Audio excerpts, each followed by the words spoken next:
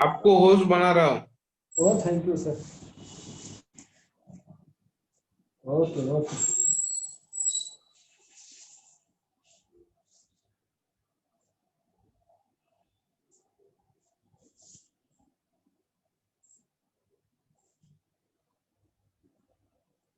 Good afternoon.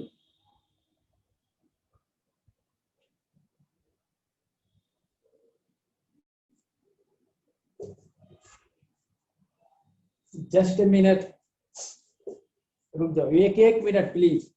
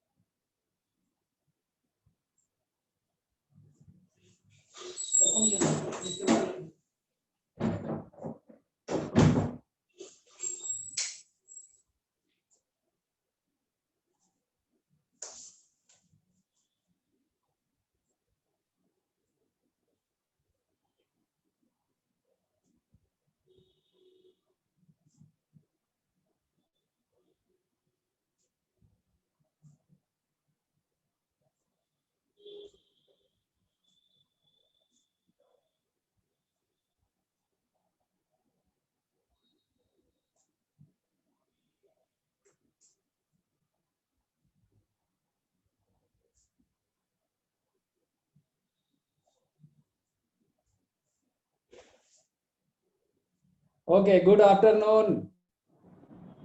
Good afternoon to all students.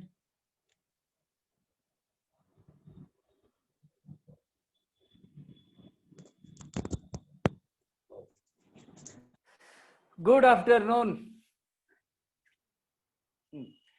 तो शुरू करते हैं सॉलिड स्टेट का नेक्स्ट लेक्चर। आज से हम लोग न्यूमेरिकल बनाना शुरू करेंगे। Okay, good afternoon. तो open your notebook and write something.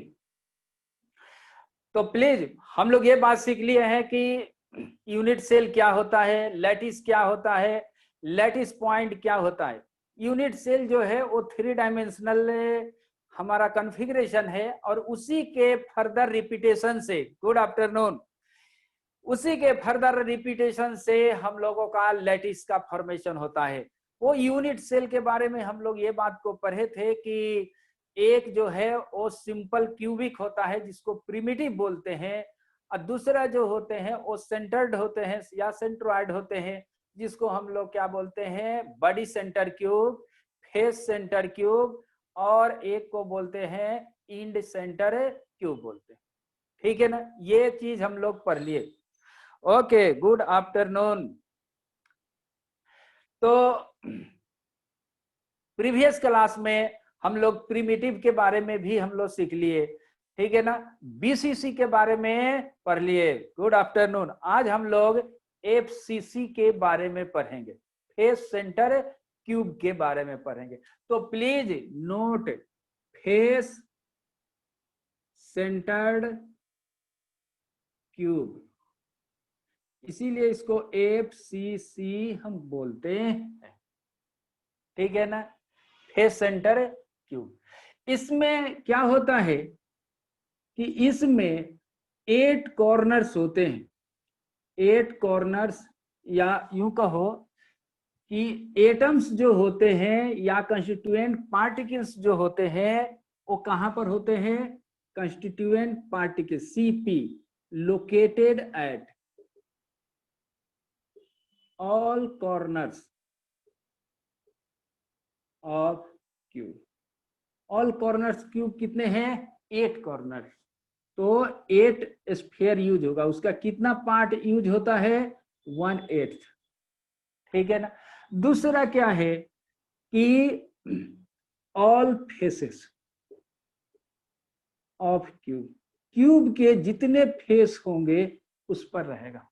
तो सपोज करो आप जिस रूम में हो वो समझो कि वो क्यूबॉइड फॉर्म में है या क्यूब के फॉर्म में है, तो उसमें कितने फेस होंगे, तो आप देखो 6 फेस होंगे। अभी भी जहां पर हो आप काउंट करके देख लो, एक लेफ्ट राइट अप डाउन, एक ऊपर और नीचे, ठीक है ना। सीपी, सीपी क्या है? Constituent particle. सीपी बोले तो कॉन्स्टिट्यूएंट पार्टिकल्स, ठीक है। ये 1/8 रहेंगे और ऑल फेस पर रहेंगे, तो कितने फेस हो गया? 6। इसका अर्थ ये है कि 6 रहेंगे और हर फेस पर कितने पार्ट यूज होंगे? तो हाफ पार्ट ऑफ स्फीयर, ठीक है ना। यानी कितने होंगे? 6 का हाफ पार्ट, यानी 3 स्फीयर यूज होंगे, ठीक। ऐसा अगर मैं इसकी एक बनाऊं तो कैसा होगा? कुछ इस तरह से। ये क्यूब है ना, ये 1 2 3 4, 5th 6th 7th और 8th, ठीक। और इसके कितने फेस हैं? 6 हैं। एक यहाँ, एक यहाँ, एक यहाँ और एक नीचे, एक साइड में और एक ऊपर इसके, वो यहाँ 1 2 3 4 5 और ये 6 फेस पर ये ऐसा है। ये हाफ पोर्शन होते हैं और ये 1/8 होते हैं, ठीक है। ये दिखेगा कैसे? तो आप प्लीज इसे देखो। उसका एक पोर्शन को हम ऐसे दिखाते हैं, ये बीच में दिखेगा, ये ये ये ये ऐसा दिखेगा। और ये शेडेड पार्ट कर देते हैं, ये शेडेड पार्ट, ये भी शेडेड पार्ट, ये भी शेडेड पार्ट और ये भी हमारा शेडेड पार्ट, ठीक है। खाली कौन है? ये और ये, ऐसा दिखेगा। उसका एक क्यूब का फेस, ठीक है ना। यानी face of one face of cube, यानी एफसीसी वाला का एक फेस ऐसा दिखेगा, ठीक है।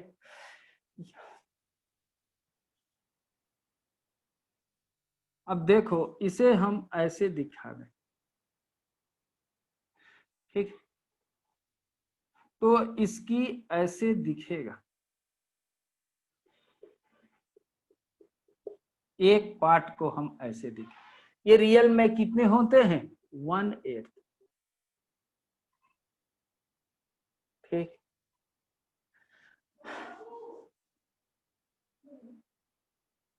तो प्लीज इसको नोट करो।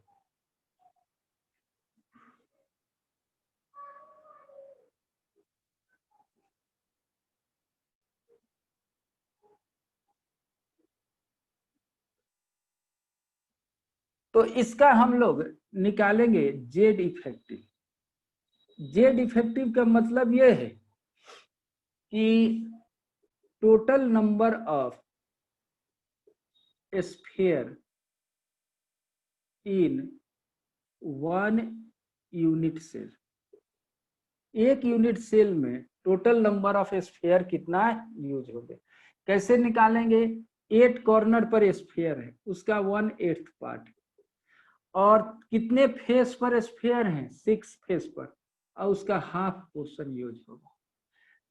ये 1 1 कैंसिल हो, 8 8 कैंसिल हो गया, ये 1 और ये हमारा 6 इंटू हाफ 3, यानी टोटल कितने हो गए? 4 हो गए।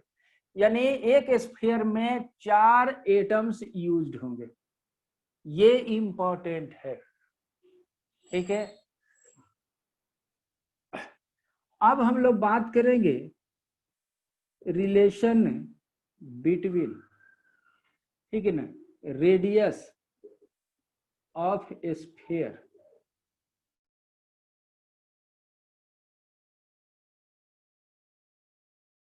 साइड ऑफ क्यूब और रेडियस के बीच का रिलेशन बताना, ठीक। कैसे करेंगे तो प्लीज इसे देखा जाए। देखो मैं यहां पर बताना चाहता हूं फेस में, ठीक है, कॉर्नर पर ये स्फीयर और ये स्फीयर एक दूसरे से टच नहीं करते, यानी इसकी साइड को ए बोले और ये हमारा आर है और ये हमारा आर है, तो ए का वैल्यू 2r के इक्वल नहीं है और ए का जो वैल्यू है वो 2r से क्या है, ज्यादा है। बात समझ में आ रहा है ना? ठीक है, 2r से ज्यादा है। ओके, ओनली टचिंग कौन कर रहा है, तो फेस का ये पार्ट, यानी ओनली टचिंग जो हो रहा है वो कौन है, फेस का ये पार्ट। इसका एक नया फिगर मैं और बना देता हूं, तो आप प्लीज इसे देख लो। ये एक ऐसा फेस वाले के बताता हूं, सामने फ्रंट पर ये नहीं टच कर रहा है, ये नहीं टच कर रहा, या यूं कहो एक बीच में स्फीयर ऐसा है, इसका ये पार्ट टच कर रहा है, इसका ये पार्ट, ये थोड़ा सा ऐसा, ये ऐसा और ये ऐसा। देखो ये कॉर्नर वाले जो हैं एक दूसरे को टच नहीं कर रहे हैं, लेकिन ये टच कर रहा है। इसकी एज लेंथ ए है, इसकी एज लेंथ ए है, ठीक है। अगर मैं इसको ए बी सी और डी कर दूं तो बीडी की जो लेंथ जो होगी, बीडी लेंथ, वो क्या होगा, √2a के इक्वल होगा। और ये हमारा आर है, ये 2r है और ये r है, तो r + 2r + r की वैल्यू √2a के इक्वल होगा। 4r = √2a लिखेंगे, तो r का वैल्यू जो होगा √2/4a लिख दिया। ये एक रिलेशन है, या a = 4r/√2 लिखना, ठीक है। ऐसे भी लिखा जाता है, 4 को 2 × 2r लिखेंगे और 2 को √2 × √2 × 2r/√2, ये कैंसिल हो गया, तो क्या बच गया, a = 2√2r बचा।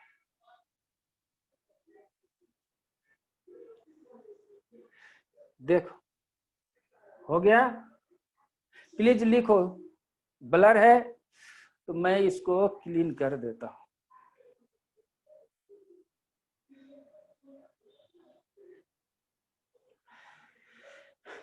इसको नोट कीजिए प्लीज, तब तक मैं इंक डाल दूं।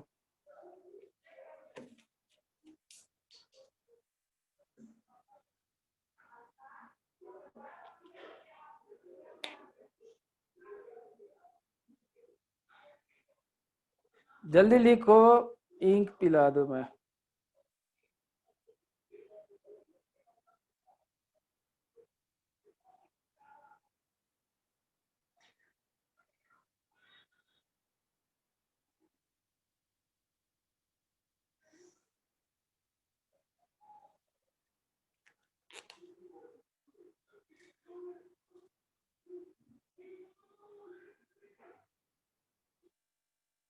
ठीक है,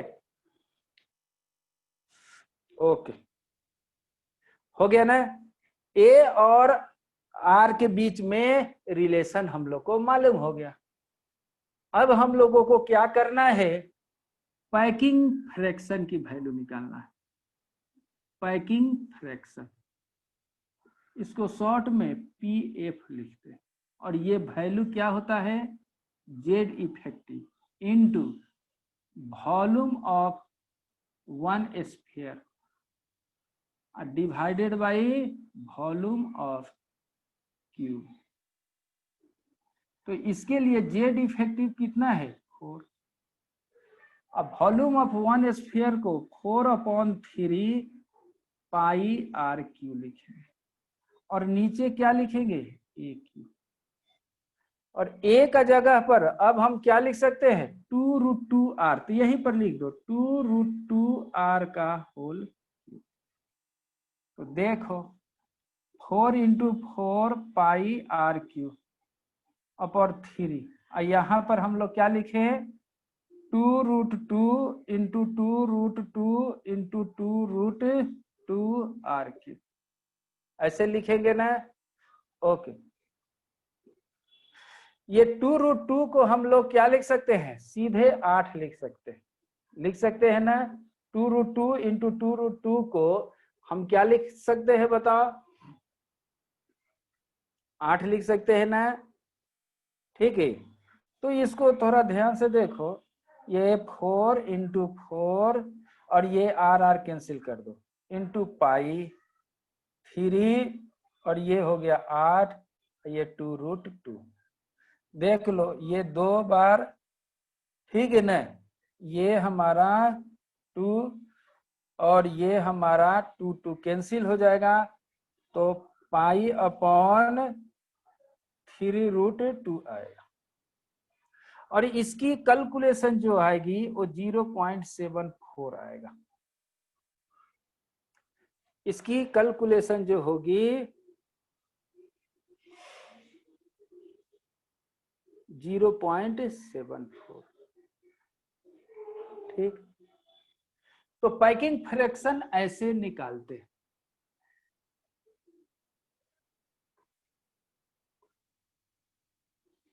ओके,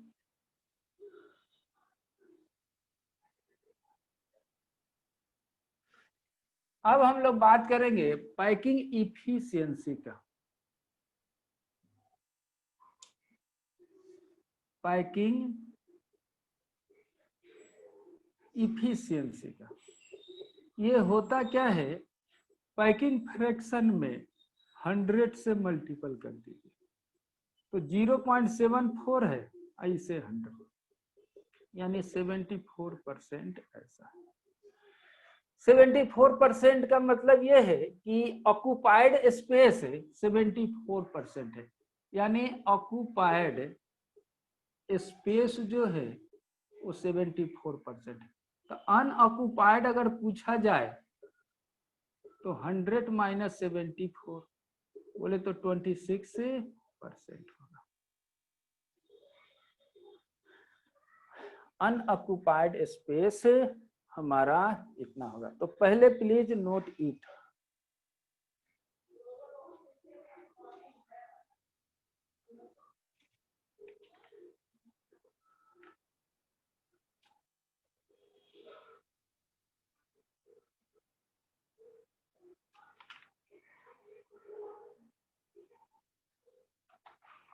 ठीक, हो गया ना।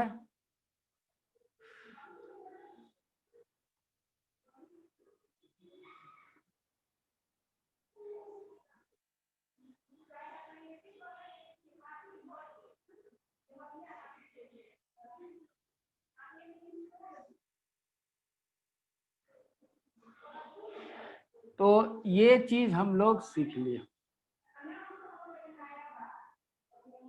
तो अभी हम लोगों ने बात क्या किया, इसकी पैकिंग इफिशियंसी का। तो सिंपल क्यूबिक का 52 के आसपास आता है, ठीक है, बीसीसी का 68 के पास आता है और एफसीसी का 74 आता है। ठीक है, तो सबसे बेस्ट पैकिंग कौन होगा, एफसीसी हमारा होगा। ठीक है, अब यहां पर डेंसिटी निकालेंगे। ठीक, डेंसिटी ऑफ सॉलिड। तो जो सॉलिड का डेंसिटी होगा वही डेंसिटी किसका होगा, यूनिट सेल का। तो जो डेंसिटी हमारा सॉलिड का होगा वही यूनिट सेल का, वही यूनिट सेल का जब निकाल लेंगे तो वो डेंसिटी निकल सकता है। ठीक है ना। हम लोग क्या जानते हैं कि जब भी हम डेंसिटी निकालते हैं तो उसकी वैल्यू होती है मास divided by volume. Mass divided by volume लेते हैं, ठीक है ना। ओके, तो मास अपॉन वॉल्यूम की रेशियो को डेंसिटी। तो सबसे पहले हम लोग बात करते हैं सिंपल क्यूबिक का, या इसी को क्या नाम देते हैं, प्रिमिटिव। ठीक है ना। इसका अर्थ ये है कि इसकी डेंसिटी निकालना हो तो कैसे निकालेंगे, तो देखो इसमें होता क्या है कि 8 कॉर्नर पर ही एलिमेंट्स होते हैं, कॉन्स्टिट्यूएंट पार्टिकल्स, और सभी एक दूसरे को ये टच किए रहते हैं, ठीक है ना। ओके, और दूसरे जगह पर कोई भी नहीं होता है। इसका जेड इफेक्टिव की वैल्यू जो होती है वो हमारा 1। इसका मतलब ये है कि 1 स्फीयर इन 1, हमारा क्या लिखेंगे, 1 यूनिट सेल, ठीक है। तो हमारा डेंसिटी निकालना है तो हम लिख सकते हैं कि mass of 1 unit cell are divided by mass volume of cube, volume of simple cube. यही हम लोग का फॉर्मूला निकालना है। मास ऑफ 1 यूनिट सेल का मतलब क्या है, मास कैसे निकालेंगे, तो सपोज करो कि कोई भी एक एलिमेंट है, जैसे मान लो कॉपर का है, कॉपर एलिमेंट, तो इसका मतलब है कि इसका जो स्फीयर होगा वो किसका बना होगा, कॉपर का ही बना होगा, ठीक। अगर ये सोडियम का रहता है सिंपल क्यूब तो वहां पर क्या लिखते, सोडियम। यही है ना, इसी का ना मास कैलकुलेट करना है।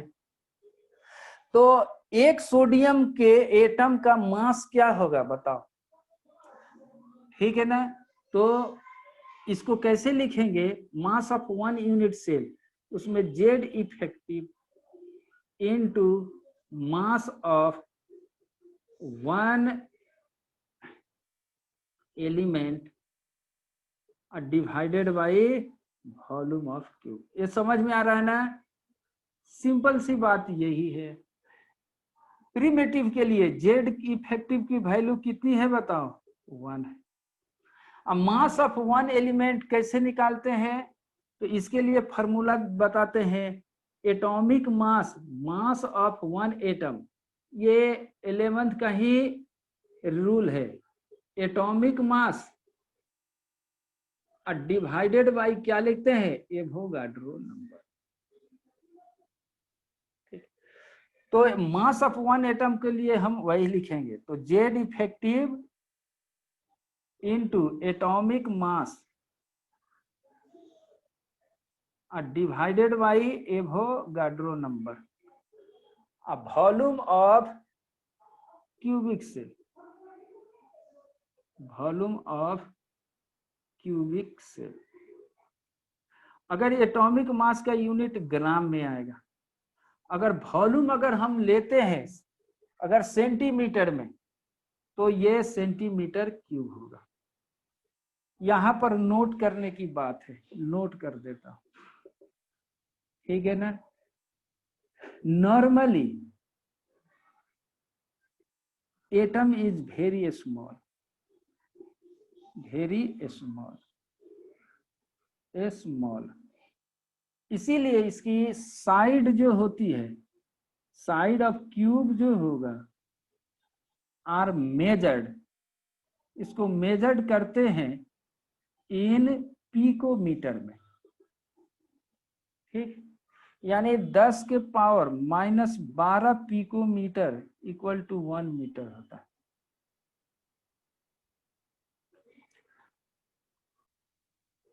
ये सॉरी, ये क्या लिख दिया मैं,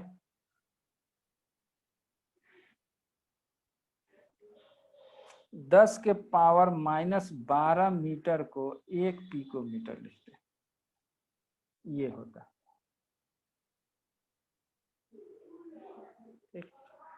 अगर हम 10 के पावर -12 सेंटीमीटर लिखेंगे, ये इतना ही रहने देना, ये ठीक।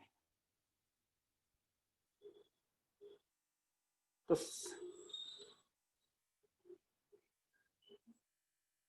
ठीक, या 10 के power -10 centimetre equal to 1 picometre, ये भी लिखा जा सकता है। तो अगर पिकोमीटर में साइड दिया हो, ठीक, तो हम इसमें 3 टाइम्स लिखकर वो ऐसे लिख देंगे। यानी मैं यूं कह दूं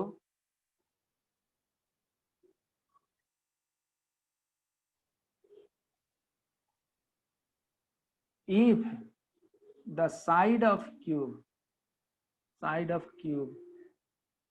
is given in picometer unit, तो हम इसको क्या लिखेंगे, density Z effective into atomic mass divided by Avogadro number. अब वॉल्यूम यानी ए क्यूब, ठीक है, अगर पिकोमीटर में दिया है तो 10⁻⁻30 ये ग्राम पर सेंटीमीटर क्यूब आएगा। A unit of a is picometre में, ये कन्वर्जन याद है, तो प्लीज इसको लिखो।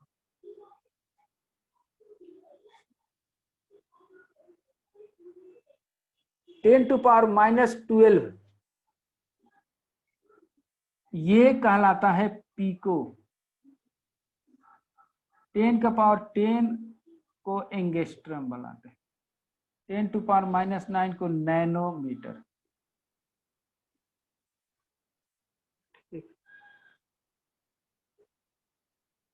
10⁻12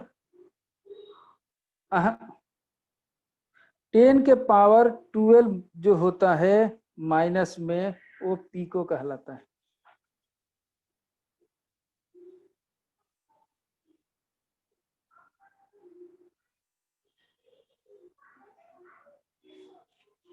ठीक, 10⁻⁻30 है,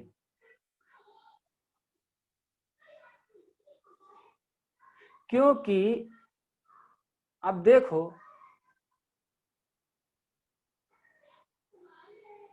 adjust the board in right side.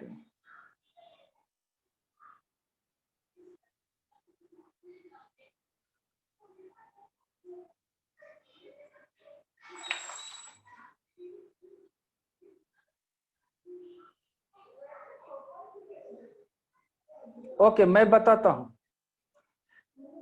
अब सपोज करो कि एक क्यूब है, इसकी साइड जो है, अगर मैं लिख दूं 8 पिकोमीटर है, एक क्यूब है उसकी साइड जो है वो 8 पिकोमीटर लिख दो। अगर 8 पिकोमीटर ए का वैल्यू, तो वॉल्यूम कितना होगा बताओ, ए क्यूब, यानी 8 के क्यूब पिकोमीटर, ऐसे क्यूब लिखेंगे। 8 क्यूब को हम लोग क्या लिख सकते हैं, पिकोमीटर को हम लोग कैसे लिखते हैं, 10⁻⁻12 मीटर को, यानी 1 मीटर को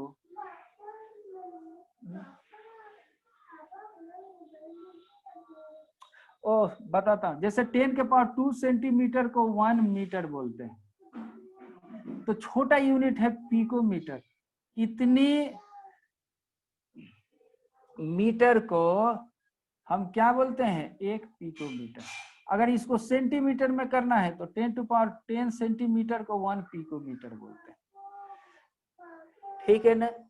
तो पिकोमीटर को सेंटीमीटर में कन्वर्ट करना है तो 10⁻10 सेंटीमीटर लिख देंगे, और इसको क्यूब, 8 3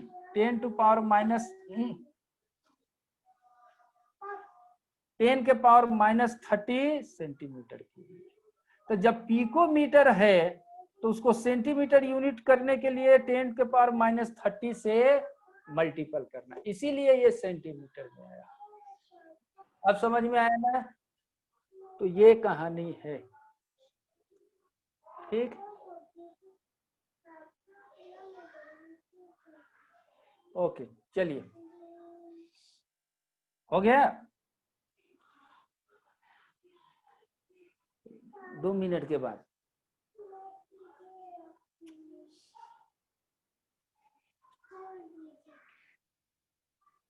ओके, चलिए।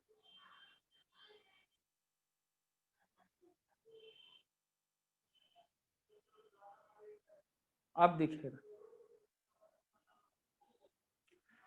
हो गया ना?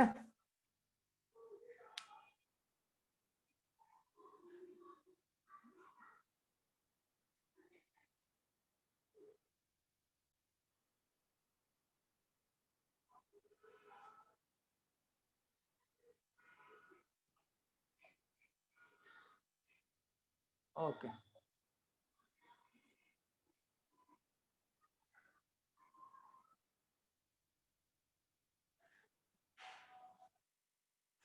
अब देखो, अब यहीं पर लिख low density of simple cubic यानी प्रिमिटिव का।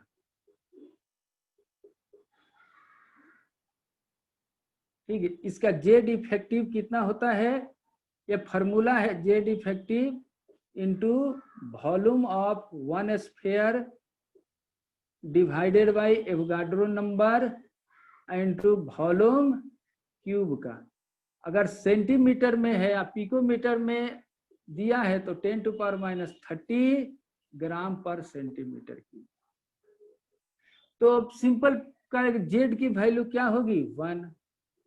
अब लिखेंगे, सॉरी वॉल्यूम नहीं होता रे बाबा, मोलेकुलर वेट, ये ठीक, मोलेकुलर वेट MW लिख दो, या एटॉमिक वेट जो भी हो Na, और इसको AQ लिख दो 10⁻³ ग्राम पर सेंटीमीटर। ये हो गया। अब BCC का डेंसिटी जो हो वो BCC का हो, इसके लिए जेड इफेक्टिव की वैल्यू 2 होती है, तो इसकी डेंसिटी लिखना है तो यहाँ पर 2 लिखेंगे और मोलेकुलर वेट लिखेंगे, एवोगाड्रो नंबर, ये AQ 10⁻³ ग्राम पर सेंटीमीटर क्यूब। ठीक, डेंसिटी ऑफ FCC, या ठीक है यहाँ FCC है, इसका जेड इफेक्टिव की वैल्यू कितनी होती है? 4। तो यहाँ पर 4, उसका molecular weight Avogadro number AQ picometre में होना चाहिए, इसका यूनिट पिकोमीटर में, तो 10⁻³ यूनिट ग्राम पर सेंटीमीटर। ठीक है, सिमिलरली और या ऐसे ही रहना, इतना लिख लीजिए।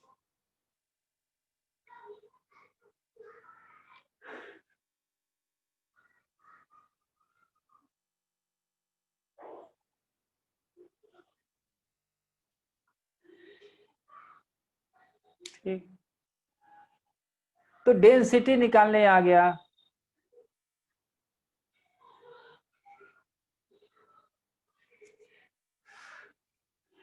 अब हम लोग बात करेंगे नियरेस्ट नेबर डिस्टेंस।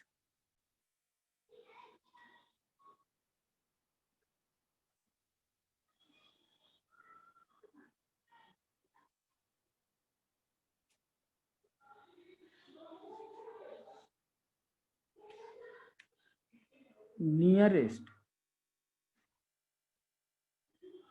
नेबर,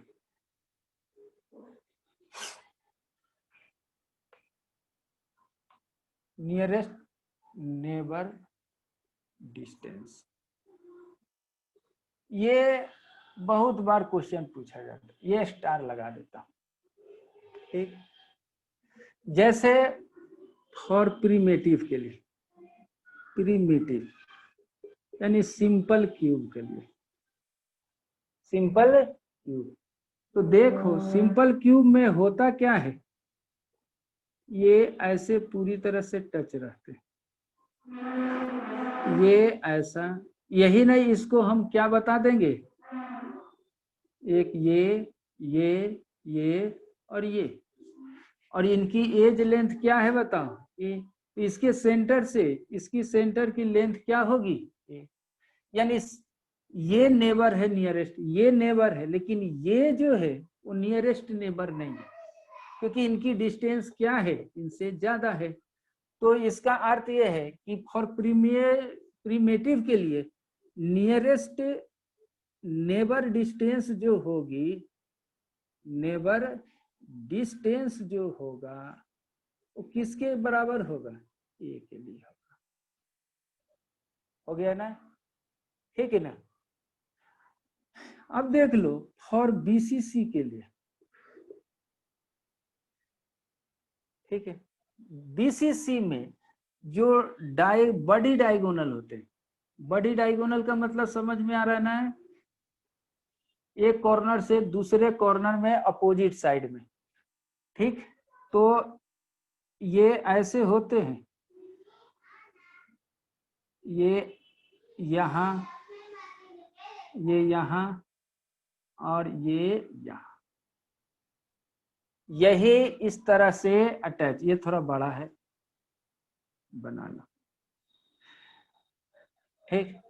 तो इसका अर्थ ये है कि आप ध्यान से देखो, इन ये सेंटर है तो नेबर डिस्टेंस कौन होगा, ये, और इनके भी वही होंगे, यानी ये और ये डिस्टेंस जो होगा वो क्या होगा, नेबर डिस्टेंस होगा। तो इनकी जो लेंथ जो होती है यहां से, अगर साइड ए है तो इसकी √3a होता है, तो इसके हाफ होगा कि नहीं। तो फॉर बीसीस के लिए नियरेस्ट नेबर डिस्टेंस जो होगा, डिस्टेंस जो होगा वो क्या होगा, √3a/2 होगा, √3a/2 लिखेंगे, √3a/2,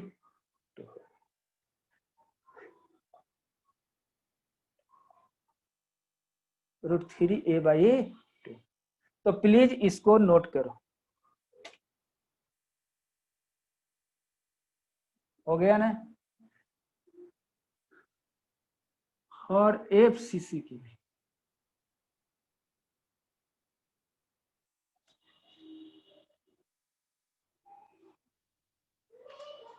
और एफसीसी के लिए, ठीक। एफसीसी में क्या होता है उसे प्लीज देखें।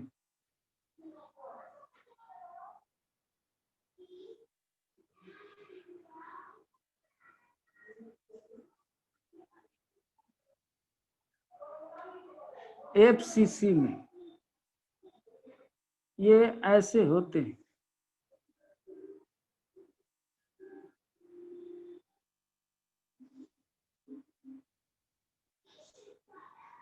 यानी इसके नेबर ये नजदीक होंगे, ये जस्ट टच रहते, लेकिन ये और ये नेबर डिस्टेंस नहीं होगा, क्योंकि इसकी लेंथ ज्यादा है, लेकिन ये एक दूसरे के जस्ट टचिंग किए है, और ये फेस पर ही होता है। तो देख लो इनकी और इनकी लेंथ कितनी है, यहां से लेके यहां तक, तो कहते हैं √2a, क्योंकि ये a है और ये a है, तो इनकी लेंथ कितनी होगी, √2a। तो √2a की हाफ पोर्शन यही होगा, यानी इसकी √2a का हाफ पार्ट जो होगा वो नियरेस्ट नेबर डिस्टेंस होगा। तो फॉर एफसीसी के लिए नियरेस्ट नेबर डिस्टेंस कितना होगा, √2a/2, या यहाँ पर √2 और 2 को √2 × √2 लिख सकते हैं, ये कैंसिल हो गया, a/√2। ये होता है एफसीसी के लिए। तो प्लीज नोट इट।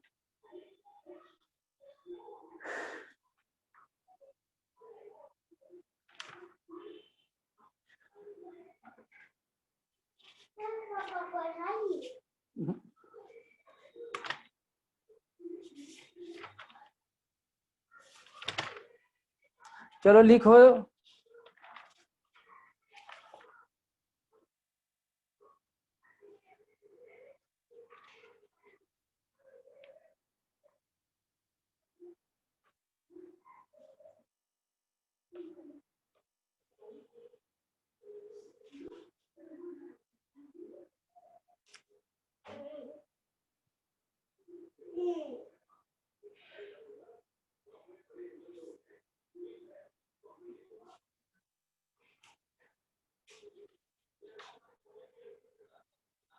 हो गया?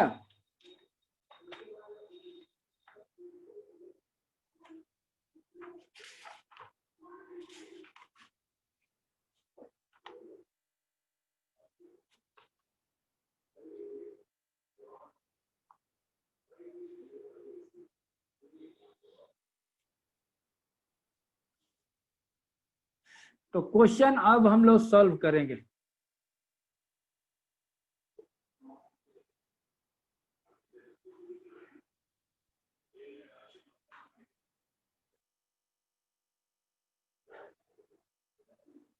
क्वेश्चन है कि sodium atom forms BCC lattice. ठीक है, BCC lattice and it's nearest neighbour distance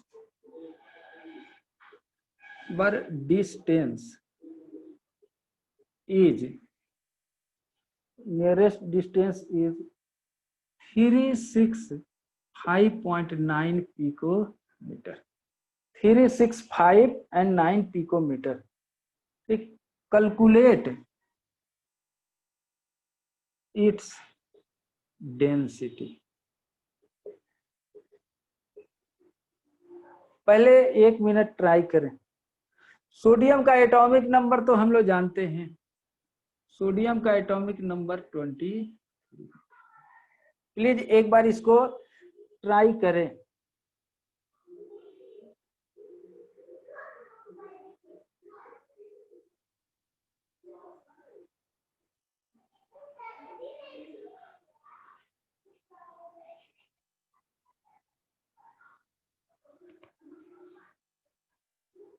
ठीक, हो गया?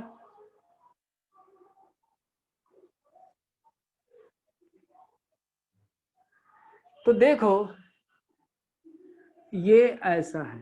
तो फॉर बीसीसी के लिए सॉल्यूशन देखो, फॉर बीसीसी के लिए, ठीक है,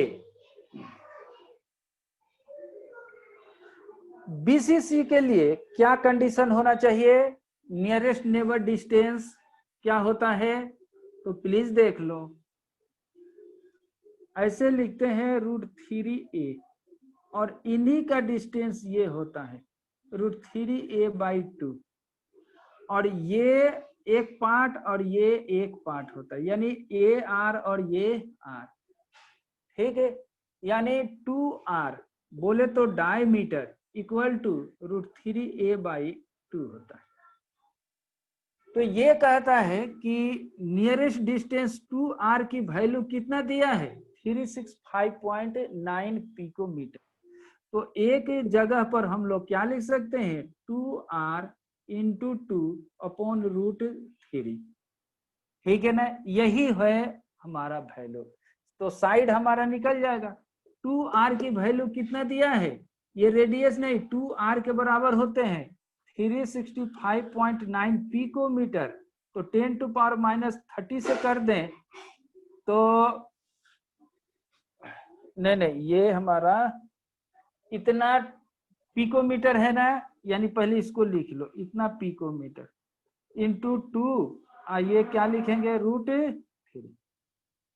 तो जो भी वैल्यू आएगा वो हमारा क्या हो गया? ए का वैल्यू हो गया। इतनी साइड है।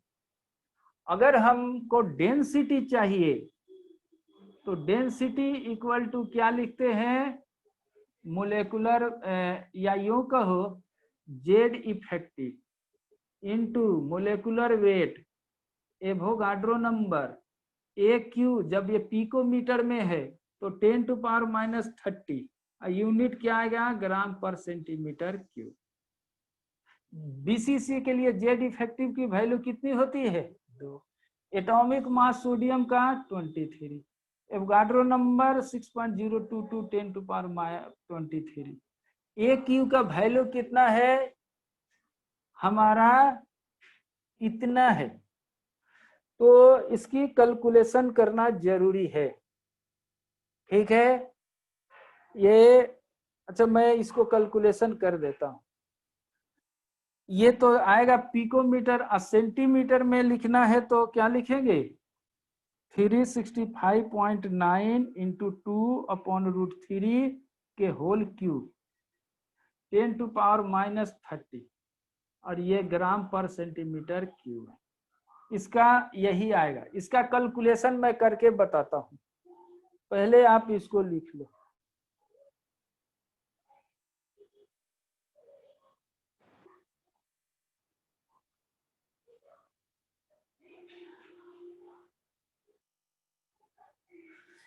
इसका आएगा 1.50 ग्राम पर सेंटीमीटर क्यूब, इसका कैलकुलेटेड वैल्यू है।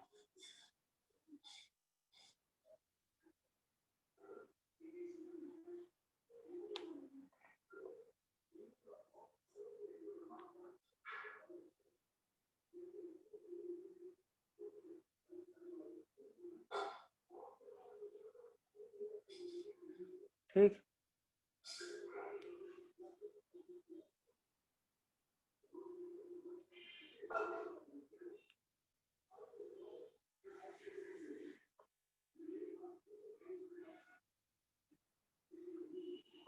एक लास्ट क्वेश्चन बनाओ अपने से।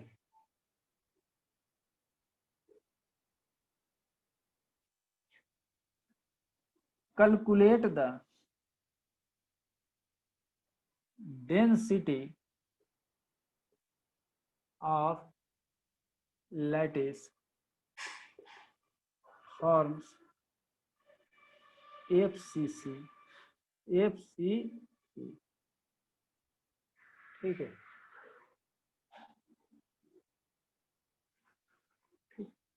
FCC having edge length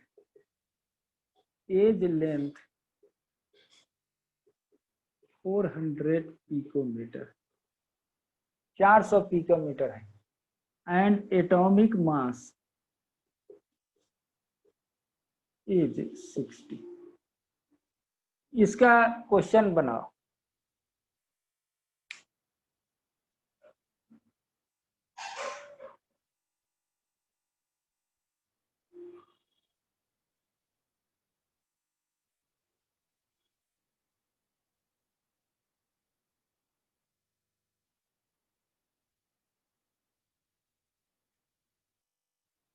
हो गया?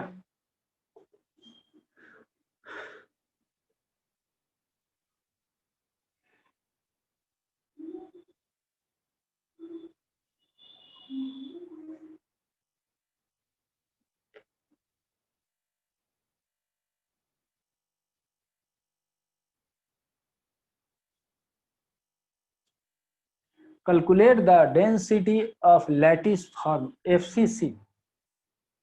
ठीक है, तो देखो इसका कुछ नहीं है, डेंसिटी निकाल, एटॉमिक मास दिया है, एज लेंथ दिया है, तो 400 पिकोमीटर है, तो बस FCC है, तो इसका जेड इफेक्टिव की वैल्यू कितनी होगी? तो डेंसिटी की फॉर्मूला क्या होती है? Z effective into atomic mass, नीचे लिखेंगे एवोगाड्रो नंबर, इंटू AQ 10⁻⁻30 ग्राम पर सेंटीमीटर क्यूब। जब A यूनिट क्या होना चाहिए? पिकोमीटर में, है ना? जेड इफेक्टिव FCC है तो कितना? 4, एटॉमिक मास 60, सोडियम 6.022 इंटू 10⁻23। ए का वैल्यू क्या है बताओ? एटॉमिक मास ए का साइड कितनी है? 400 पिकोमीटर, तो 400 इंटू 400 इंटू 400 400 10⁻⁻30, यूनिट क्या होगा? ग्राम पर सेंटीमीटर क्यूब। ठीक, अब इसमें कुछ कैंसिल करना है, तो देख लो 2 4 6 ऐसे हैं, तो ये 6 इसमें से प्लस निकल जाएंगे तो कितने हो जाएंगे -24, और ये +23 तो -1 हो जाएगा, यानी 4 × 60 6.022 4 × 4 × 4 × 10⁻⁻1। अब इसमें कुछ करना नहीं है, ये कैंसिल 1 1 क्या हो जाएगा, कैंसिल हो जाएगा, ठीक है। और ये ऊपर चला जाएगा तो 600 कर दो, तो ये 15 से 150 ऐसा हो गया, तो 150/6.022 × 4, ये हमारा ग्राम पर सेंटीमीटर क्यूब डेंसिटी आएगा। तो चलो इसका कैलकुलेशन करो।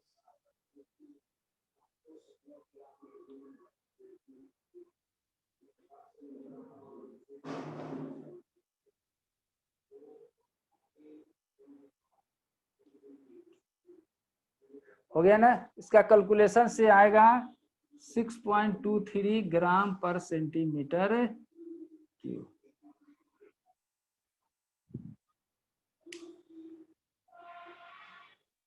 हाँ बहुत अच्छा।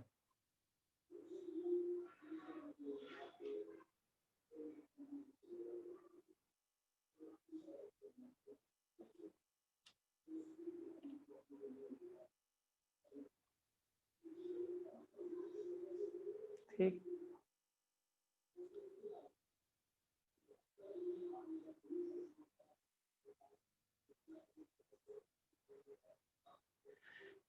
एक लास्ट क्वेश्चन बना दो बस।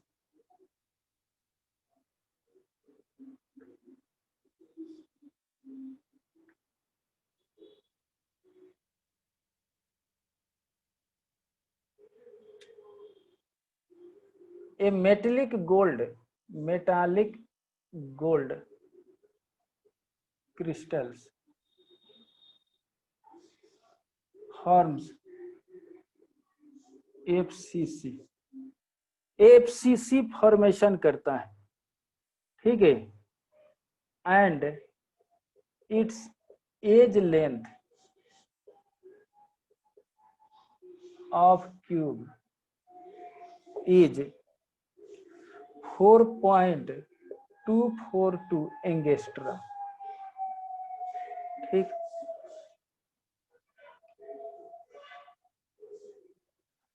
तो क्वेश्चन नंबर ये है, what is the closest distance between two gold atom.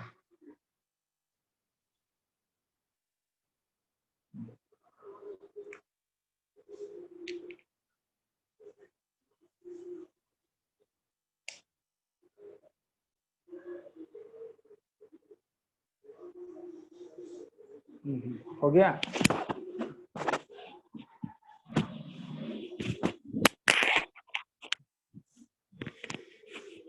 चलो कैलकुलेट करो, प्लीज कैलकुलेट।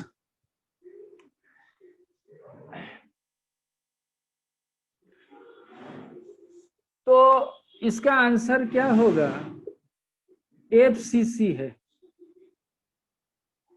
तो एफसीसी जो है वो ए फेस सेंटर पर रहता है, इसका लेंथ √2a होता है, यही हमारा क्या होता है √2a/2 होगा, यानी a/√2 होता है।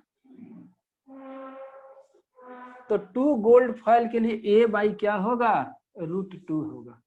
तो इसकी एज लेंथ कितना दिया गया है बताओ, एज लेंथ 4.242 एंगस्ट्रॉम। अगर हम जानते हैं कि 10⁻⁻10 मीटर को 1 एंगस्ट्रॉम बोलते हैं, ठीक। तो 4.242 एंगस्ट्रॉम को 10⁻⁻10 मीटर, ठीक है।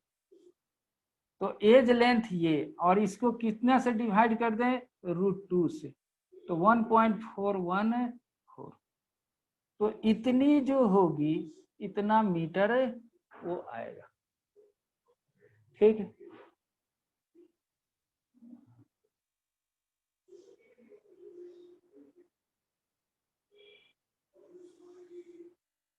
ठीक। या आप इसको एंगस्ट्रम ही बनाएंगे तो ये आएगा, ये 3 बार में ये कैंसिल हो गया तो 3 एंगस्ट्रम आएगा। ठीक है,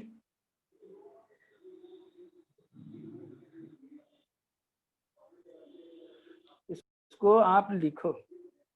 अब मैं पूछूं कि कैलकुलेट इट्स डेंसिटी, इसका डेंसिटी बताना है। सेकंड क्वेश्चन जो है कैलकुलेट इट्स डेंसिटी।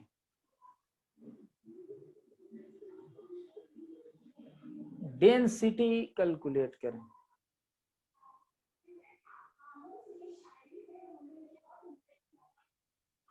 हो गया?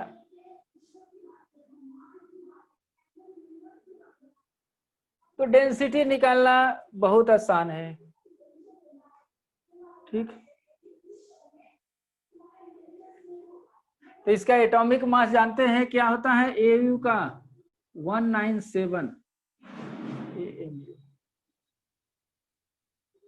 तो इसका लास्ट क्वेश्चन निकाल दो। डेंसिटी इक्वल टू FCC है तो जेड इफेक्टिव 4 होगा। ठीक है ना? एटॉमिक मास या मोलेकुलर वेट लिख दो, जो भी लिखना है लिख दो। Na लिख दो, AQ लिख दो। जेड इफेक्टिव की वैल्यू 4, मोलेकुलर मास 197, 6.022 इंटू 10⁻23। इसका AQ 196 पीक एंगस्ट्रम है, तो 196 सॉरी, इसकी साइड कितना है? 4.24, 4.242 एंगस्ट्रम है ना। तो इसकी 10⁻⁻, क्योंकि आप देख लो 10⁻⁻10 मीटर या 10⁻⁻8 सेंटीमीटर को 1 एंगस्ट्रम बोलते हैं। अगर हमको यूनिट ग्राम पर सेंटीमीटर हो तो 10⁻⁻8 सेंटीमीटर का क्यूब लिख देंगे, तो यूनिट क्या आ जाएगा? ग्राम पर सेंटीमीटर क्यूब में आएगा। तो कुछ करना नहीं है, 4 इंटू 197, 6.022 इंटू 10⁻23। अब 4.242, 4.242, अब 4.242 इनको 10⁻24 ग्राम पर सेंटीमीटर क्यूब। ये आंसर आएगा। कैलकुलेट करो पहले।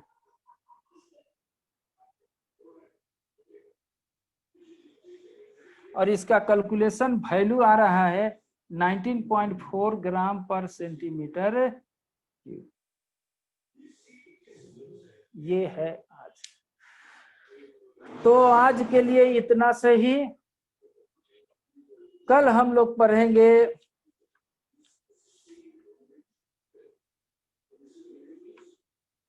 वॉइड के बारे में। कल हम लोग पढ़ने वाले हैं वॉइड के बारे में। आज के लिए इतना सा।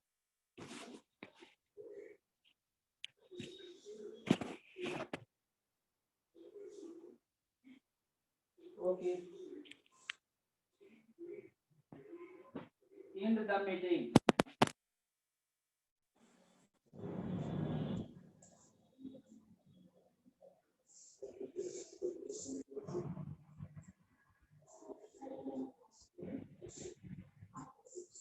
Bye.